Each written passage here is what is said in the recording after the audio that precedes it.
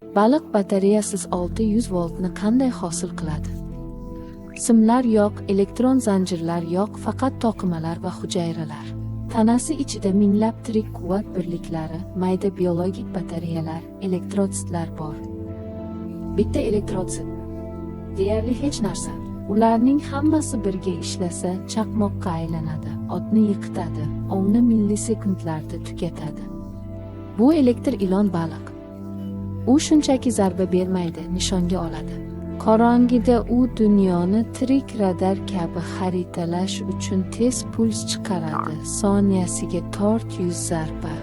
Zarba 2 millisekund davom etadi. Bu unga yetarli. Bir puls va hamma narsa to'xtaydi. Odamlar elektrni 200 yil oldin kashf etdi. Bu jonzot uni millionlab yillardan beri boshqaradi.